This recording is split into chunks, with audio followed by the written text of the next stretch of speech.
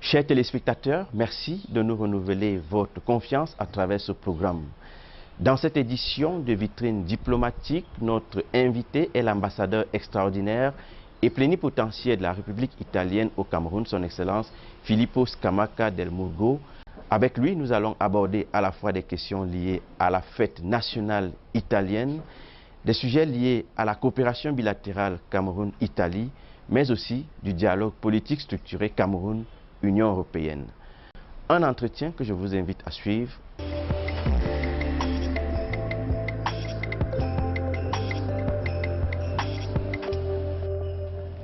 Comme indiqué à l'entame de ce programme, notre invité est l'ambassadeur extraordinaire et plénipotentiaire de la République italienne au Cameroun, son Excellence Filippo Scamacca del Murgo. Monsieur l'ambassadeur, bonjour et merci de répondre à notre invitation.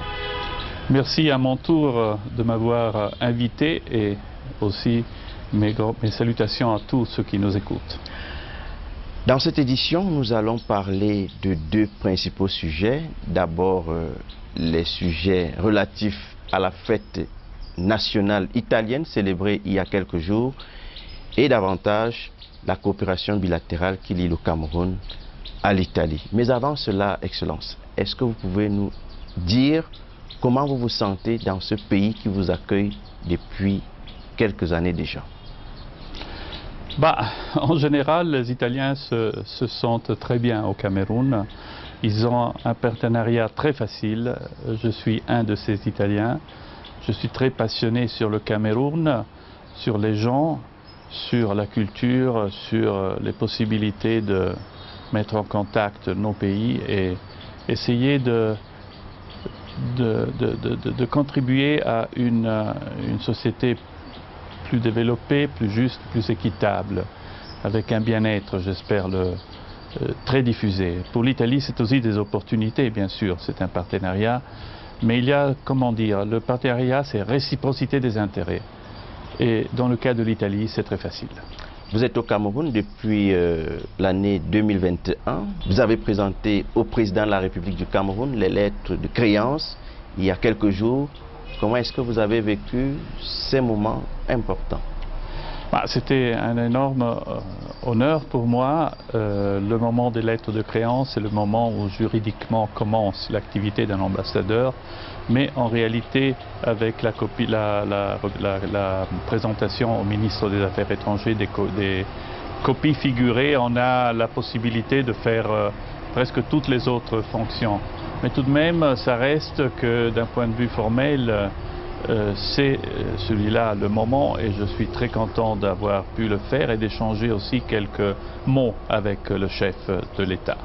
Je lui ai remis les salutations très affectueuses de son collègue italien notamment. Bien, Excellence, avant de parler des sujets de coopération qui lient le Cameroun à la République italienne, je vous invite à suivre ce reportage au cours duquel les ambassadeurs accrédités au Cameroun ont pu présenter au président de la République leurs lettres de créance.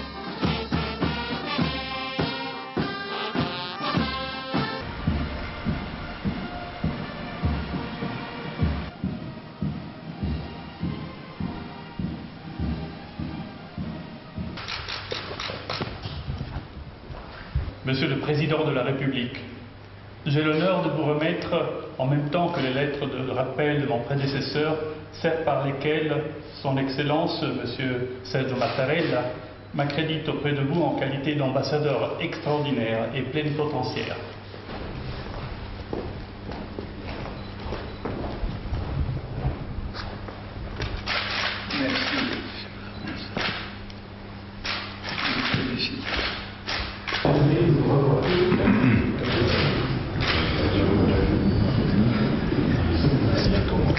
Espérons.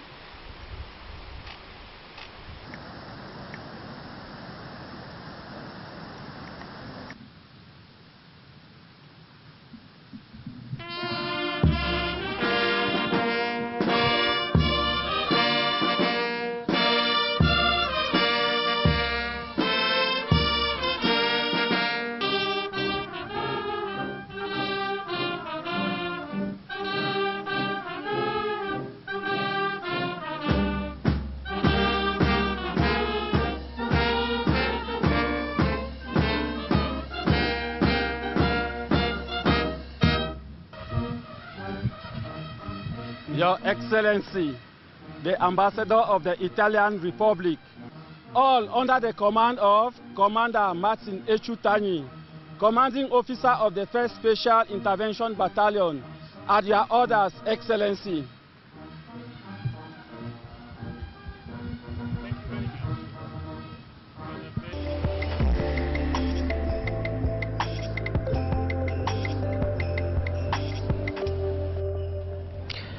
Après cette petite pause, Monsieur l'ambassadeur de la République italienne au Cameroun, son Excellence Filippo Scamacca del Mungo, vous avez vu en image le défilé des ambassadeurs devant le président de la République, ces ambassadeurs qui présentaient leurs lettres de créance. À présent, nous parlons des domaines de coopération. Qu'est-ce que vous avez pu observer en termes d'avancées ces dernières années dans la coopération bilatérale qui lie le Cameroun à l'Italie? Le Cameroun a très bien répondu au défi du Covid. Il a eu beaucoup d'effets d'une crise qu'elle n'a absolument pas causée. Je pense des effets sur le plan des carburants, entre autres de l'augmentation des prix des carburants à cause de l'agression ukrainienne, je veux dire russe en Ukraine.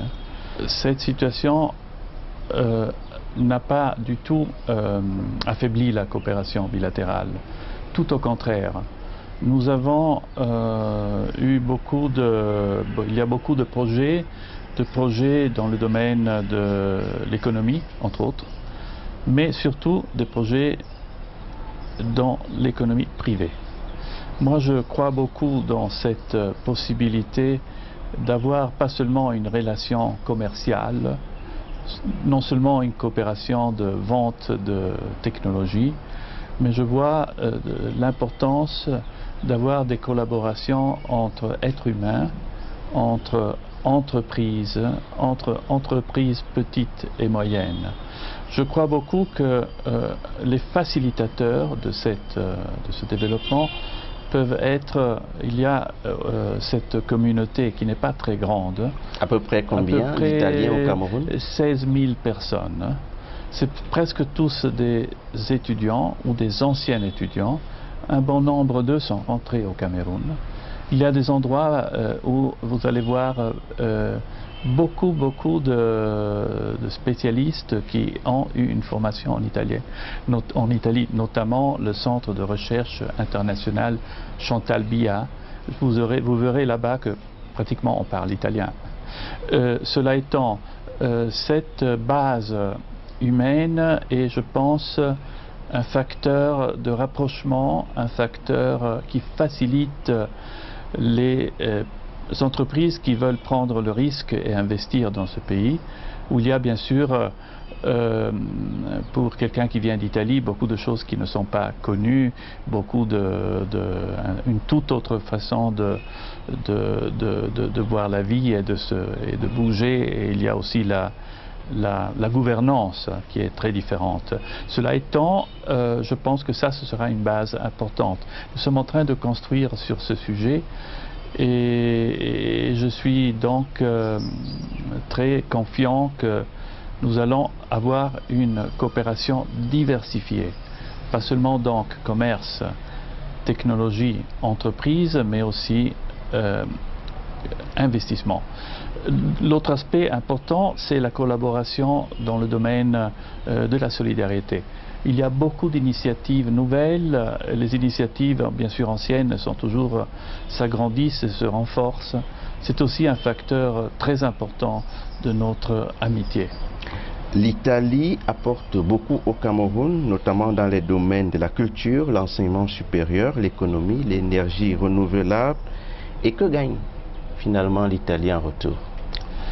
Les Italiens, comme je disais, c'est un partenariat.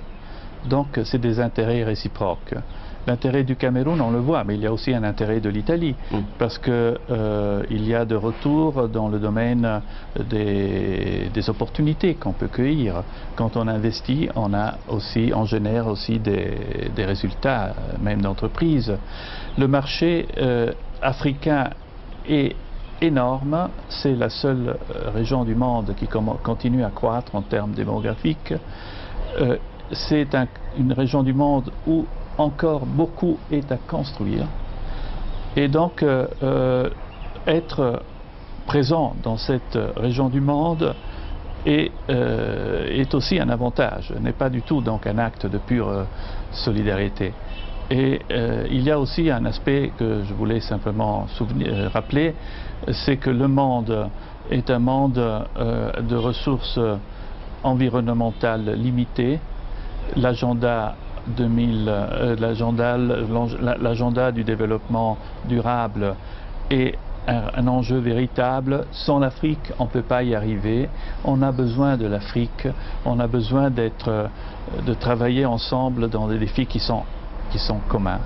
Et c'est pour ça encore une raison importante pour travailler avec l'Afrique. Excellence, vous avez pris part aux travaux qui réunissaient autour d'une table les partenaires européens au gouvernement camerounais. Qu'est-ce que l'Europe peut apporter au Cameroun dans un contexte international marqué par des crises multiformes et des défis que vous connaissez? Vous voyez, l'Europe est perçue de plus en plus comme un sujet politique, économique, financier, un sujet global. Dans le cadre de relations diversifiées que le Cameroun a droit d'avoir avec beaucoup d'autres importants sujets du monde. Mais la seule façon pour être relevant, en tout cas pour nous Italiens, c'est d'être européens. Parce que la grande diversité de l'Europe est finalement l'absence d'un agenda. On ne veut rien imposer au Cameroun. Notre objectif de l'Europe, c'est un Cameroun qui soit prospère, qui puisse donc acheter ce que nous produisons et qui peuvent nous fournir ce que nous préférons de fabriquer ici ou des matières premières qu'on trouve ici. C'est une relation gagnant-gagnant. Mais l'Europe doit être perçue comme pas seulement comme une organisation bureaucratique, mais comme un partenariat entre différents pays européens qui essayent d'être le plus possible un sujet uni dans leur diversité. Un peu comme le Cameroun qui a à son intérieur tellement d'identités différentes dans un territoire qui recueille tellement de cultures. Donc cette richesse de l'Europe, je peux vous la montrer d'une façon très simple. Si le Cameroun voulait renforcer la production photovoltaïque dans le nord d'Italie, du pays qui a beaucoup de perspectives, si l'appel d'offres à faire des travaux en partenariat avec des investissements était ouvert à tout l'espace de l'Europe, vous auriez ce qu'il y a de mieux en nous et ce qui serait plus avantageux pour vous. Et ce n'est pas le cas pour le moment? Dans ce moment, l'Europe est souvent ensemble, mais pas toujours. Nous sommes, par exemple, des ambassades qui sont bien sûr en compétition. Moi, je représente les entreprises italiennes, je ne représente pas les intérêts de l'Italie. Mais il y a quand même une valeur ajoutée à être ensemble, parce que nous sommes... Tout d'abord, il y a une compétition à l'intérieur de l'Europe qui permet à nos entreprises de se renforcer. Parce que si une entreprise n'est pas en compétition, elle s'endort. Elle va en arrière. Elle n'a pas la capacité d'incorporer le dynamisme et tout le reste. Or, retournons à notre dialogue politique. L'essence, c'est essentiellement ça. Nous avons parlé de plusieurs sujets. Nous avons parlé, par exemple, de comment l'Europe peut contribuer à l'approche sécuritaire du Cameroun dans différents domaines. La sécurité maritime, mais vous avez aussi des autres enjeux où seulement une Europe unie et pas une collaboration purement bilatérale avec différents pays peut vous donner parce que l'Europe ensemble a une dimension bien majeure. On a parlé de commerce, on a parlé aussi de secteur privé. D'ailleurs, c'est moi-même qui est intervenu sur ce sujet. J'ai un peu repris ce discours que je vous disais tout à l'heure, et le ministre des Affaires étrangères, son Excellence le jeune Bella Bella, qui a dirigé cette rencontre d'une façon, je dois dire, impeccable. Il a sans doute repris très bien, et il a accepté ce projet d'avoir dans l'année prochaine un business forum entre l'Europe et le Cameroun, mais qui soit donc ancré sur des questions concrètes. Votre problème, c'est un problème aussi d'avoir des capitaux, d'avoir des investissements. Et l'Europe peut en procurer dans la mesure où que c'est des capitaux du secteur privé. Il y en a beaucoup du secteur privé. Du secteur public, tous nos pays sont endettés malheureusement. Et donc il y a moins d'espace. Et cela est donc une belle opportunité aussi pour donner des motivations à tous ceux dans ce pays qui croient dans un secteur privé qui soit plus dynamique, moins bureaucratique, capable d'aller en avant, de vaincre toutes les petites résistances que vous connaissez bien et qui malheureusement entravent l'activité quotidienne de tout le monde. Excellence, Monsieur l'ambassadeur de la République italienne au Cameroun, nous allons bientôt mettre un terme à cet entretien.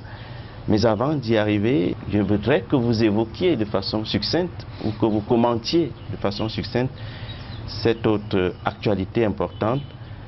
Vous savez, la journée du 13 juin, marquée au Cameroun par le décès d'une figure importante de l'opposition. En même temps, hasard de calendrier, en Italie, le décès d'une autre grande figure de l'opposition, Silvio Berlusconi. Au Cameroun, ni John Frunzi.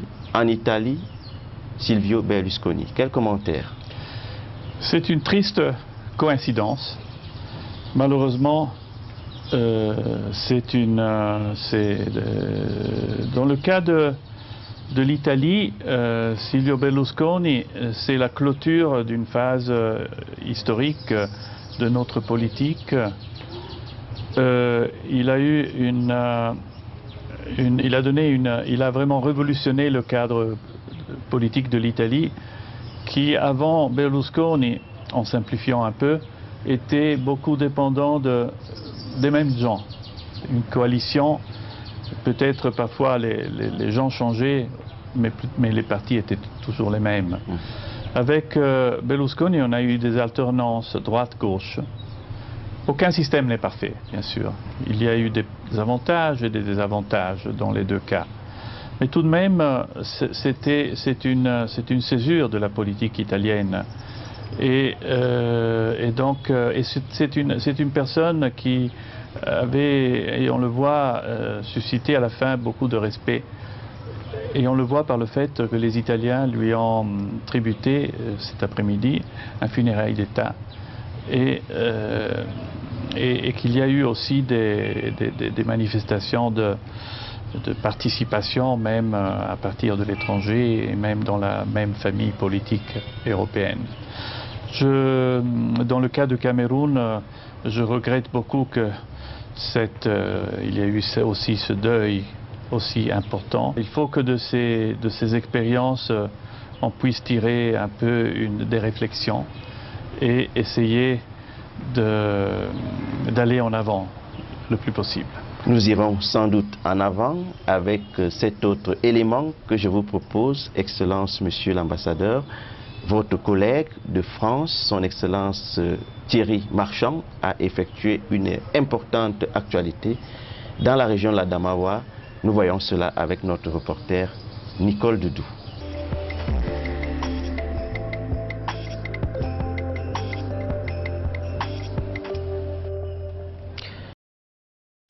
L'Adamawa est appelé à devenir un pôle de développement avec la mise en service des ouvrages du secteur agro-pastoral réalisés par le Programme national de développement participatif PNDP, financé par le 11e Fonds européen de développement FED, délégué à la gestion de l'Agence française de développement AFD.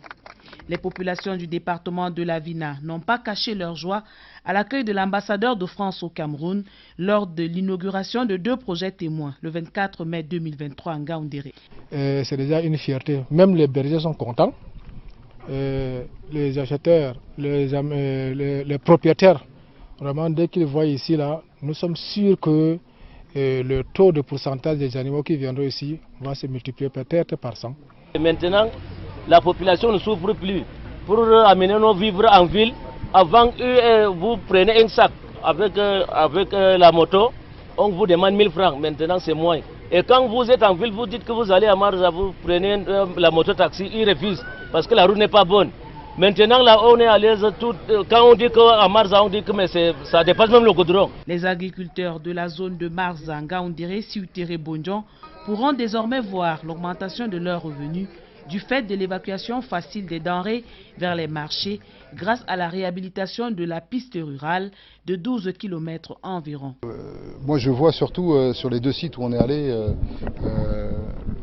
les populations qui étaient là, qui étaient présentes, les populations des villages, les enfants, les femmes qui étaient présentes à ces inaugurations et qui savent elles très bien ce que ça change dans leur vie. Voilà, et c'est ce qu'ils m'ont dit, que ce soit au niveau de la piste de 12 km qui a été refaite, et que ce soit ici au niveau de cette nouvelle installation pour le marché en fait aux bestiaux. Le résultat est le même, c'est des projets précis, concrets qui changent la vie. À Tchap Al-Djalingo, dans l'arrondissement de Ngaoundéré 3e, un marché à bétail construit et équipé va contribuer à l'amélioration des recettes propres de la commune à travers le prélèvement des impôts et taxes. C'est un sentiment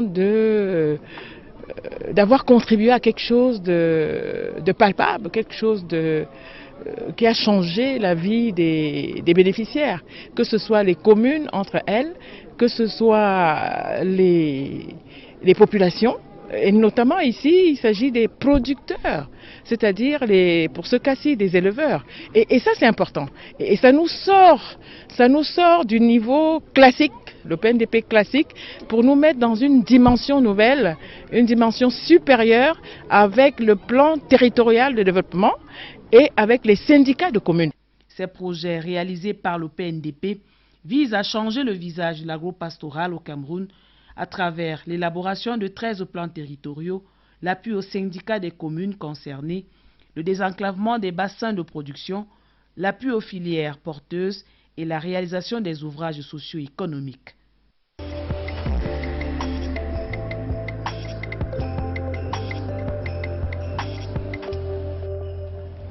Retour sur ce plateau avec notre invité, l'ambassadeur de la République italienne au Cameroun, son Excellence Filippo Scamacca del Mugo. Excellence, le mot de la fin pour sortir de cet entretien. Merci beaucoup de m'avoir donné cette opportunité unique de m'exprimer avec ma chaîne de télévision bien aimée, CRTV, qui nous assiste et nous reprend aussi avec telle gentillesse. Mais aussi merci à tous ceux qui nous ont écoutés, qui ont eu la patience de nous écouter. L'ambassadeur essaye de créer des ponts et des contacts et des liens, et parfois il y réussit, ce qui n'est pas mal. Et en même temps, je crois beaucoup dans la perspective de renforcer ces liens entre les Italiens, les Camerounais, les institutions italiennes et camerounaises et beaucoup d'autres domaines. Merci donc énormément. On va commencer une nouvelle phase, un nouveau chapitre de ma présence ici, et que je crois que ça va être un chapitre riche qui va être renforcé par tout ce que nous avons expérimenté dans ces premiers à peu près an et demi de ma vie ici. C'est sur cette note très positive que nous mettons un terme à cet entretien. Son Excellence, Monsieur l'Ambassadeur, merci d'avoir répondu à notre invitation. Il n'y a pas de quoi. Chers téléspectateurs, merci également d'avoir suivi ce programme. Retrouvons-nous dans 2 semaines. Au revoir.